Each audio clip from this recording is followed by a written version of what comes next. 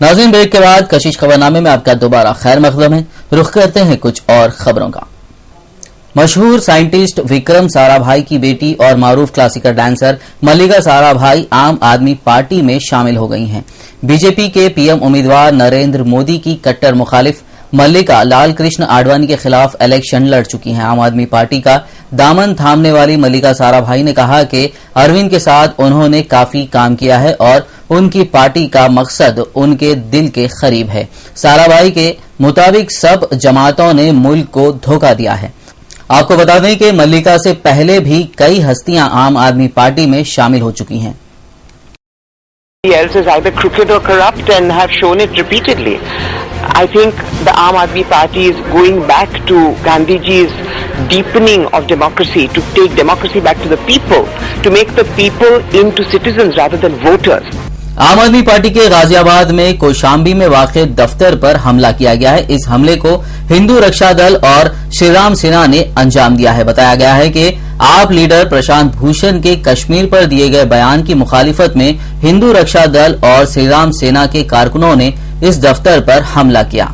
इनकी तस्वीर सीसीटीवी कैमरे में कैद हो गई हैं। बाद में पुलिस ने वहां पहुंचकर सूरत हाल को संभाल लिया। आप लीडर कुमार विश्वास ने बीजेपी की तरफ इशारा करते हुए कहा कि इस हमले को किसने अंजाम दिया है उससे सब वाकिफ हैं। ये सब बीजेपी के लोगों ने करवाया है, ये उन्हीं के चेहरे हैं। विश्वास ने कहा कि प्रशांत भूषण के कश्मीर पर बयान से वो खुद मुत्तफिक नहीं है, लेकिन इस तरह की कार्रवाई से साबित हो गया है कि बीजेपी क्या चाहती है। उन्होंने कहा कि बीजेपी गुंडागर्दी पर उतर आई है और मुल्क ये सब देख रहा है और मुल्क ही उन्हें जवाब देगा।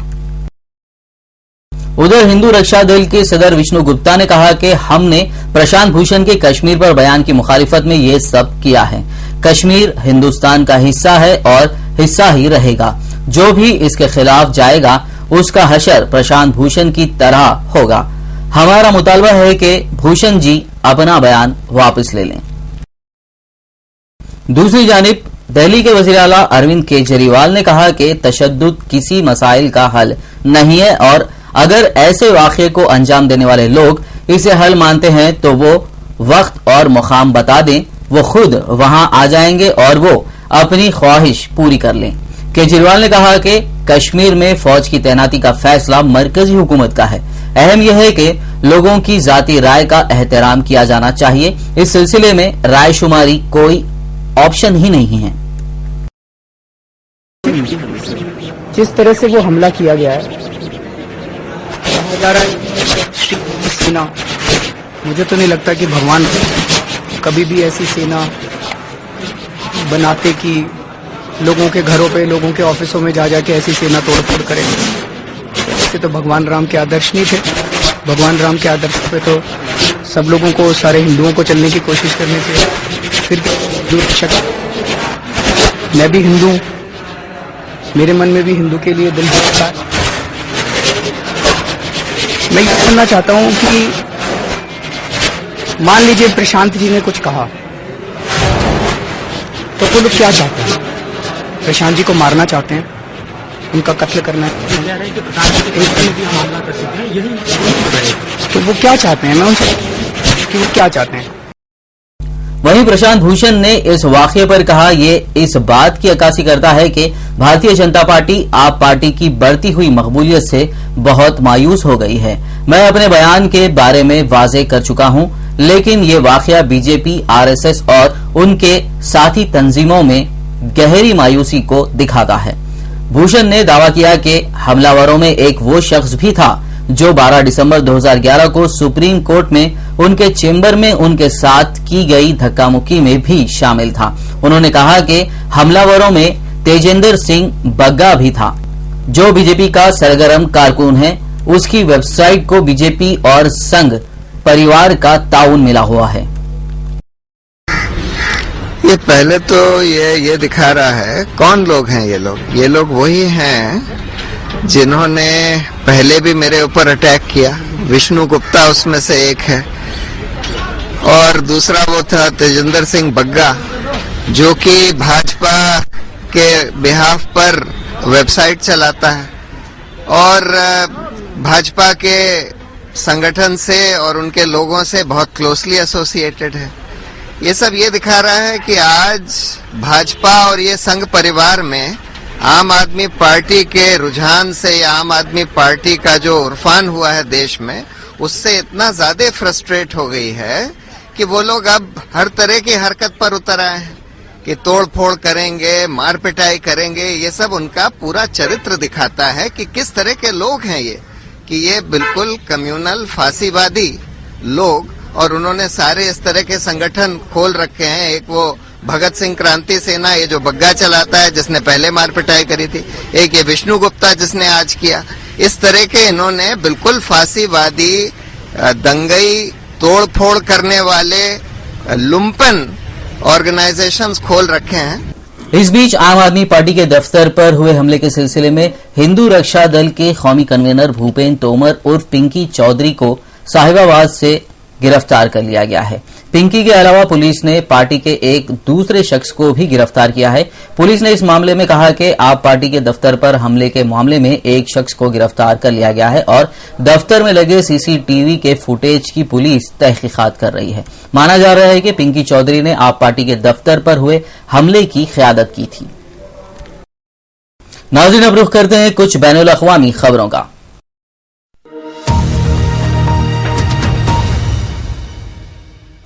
अमेरिका के 20 से ज्यादा सूबे शदीद सर्दी की लपेट में हैं। खराब मौसम की वजह से अमेरिका में 4000 से ज्यादा परवाजें मनसूख कर दी गई हैं।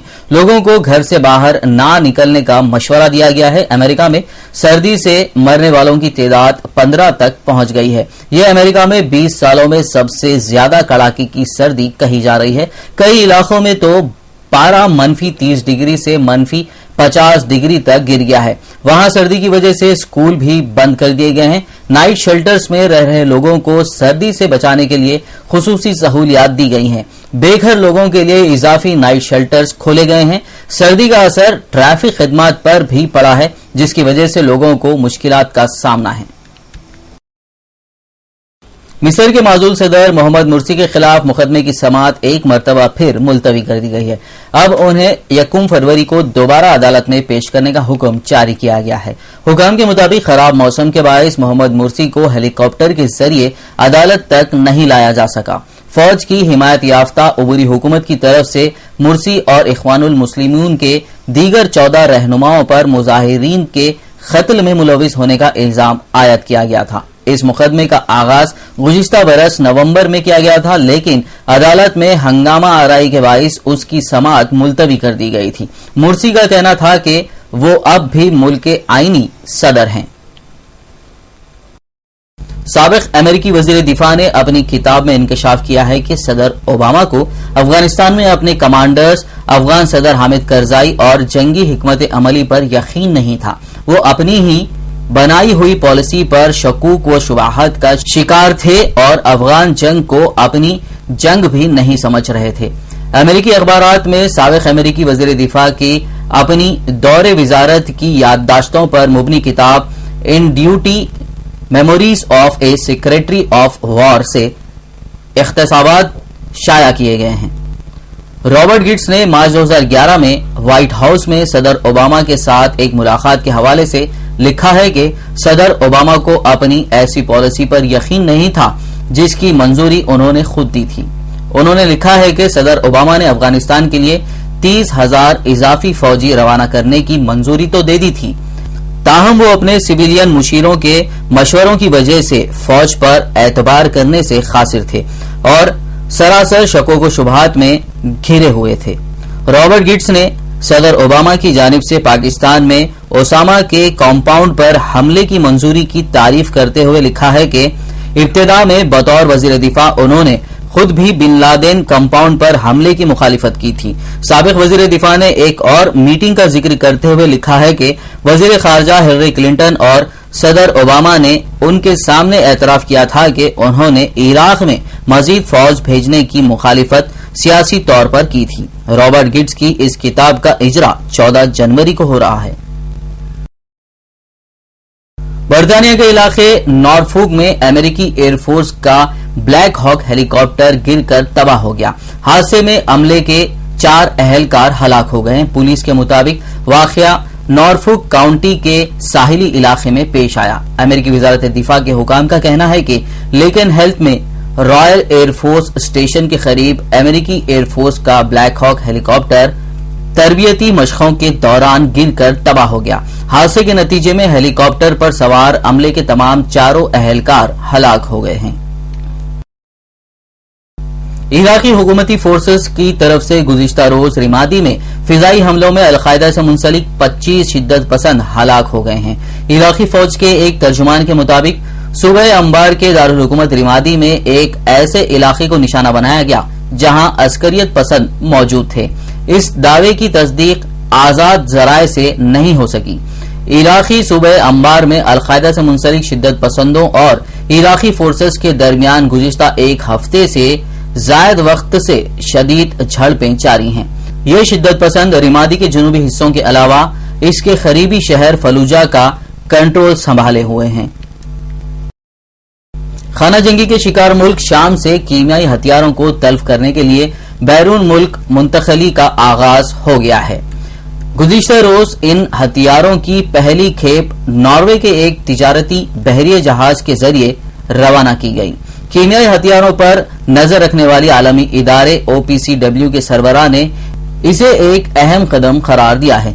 शाम से ये कीमियाई हथियार अमेरिकी जहाज पर मुंतकिल किए जाएंगे जहां उन्हें तल्फ कर दिया जाएगा। शामी हुकूमत ने गुज़िश्ता बरस अपने कीमियाई हथियार आलमी निगरानी में तल्फ करने पर आमदगी जाहिर की थी।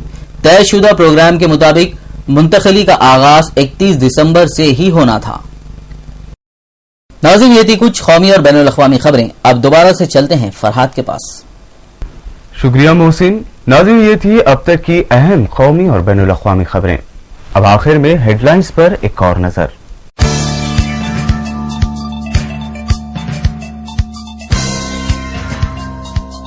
तवील इंतजार के बाद तेलंगाना बिल पर असेंबली में हुआ बहस का आगाज। YSRCP के अरकान की शदीद हंगामा आराई। इजलास जुमेरात तक हुआ मुलतवी।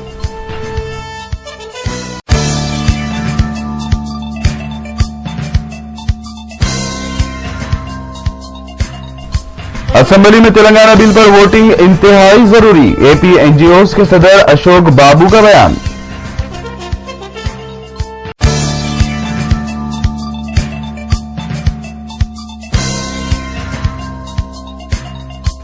रियासत की तकसीम के बाद हर जिले को शदीद नुकसान पहुंचेगा। YSR कांग्रेस के सदर जगनमोहन रेड्डी ने दी वार्निंग।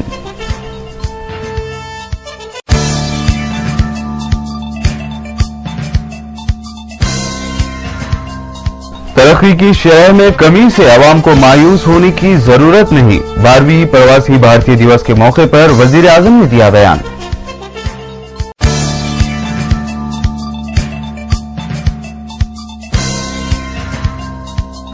प्रशांत भूषण के कश्मीर पर दिए गए बयान के खिलाफ हिंदू रक्षा दल और श्री राम सेना के कारकुनों ने आम आदमी पार्टी के दफ्तर को बनाया निशाना। की गई तोड़फोड़।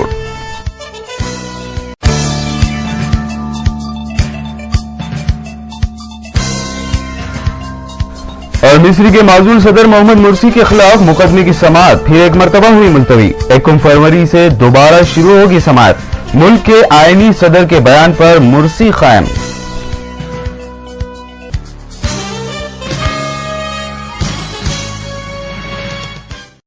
कशिश खबरनामे में फिलहाल इतना ही। मजीद ताज़ा तरीन खबरों और अहम प्रोग्राम का सिलसिला उर्दू TV पर जारी है। देखते रहिए उर्दू TV। अल्लाह हाफिज।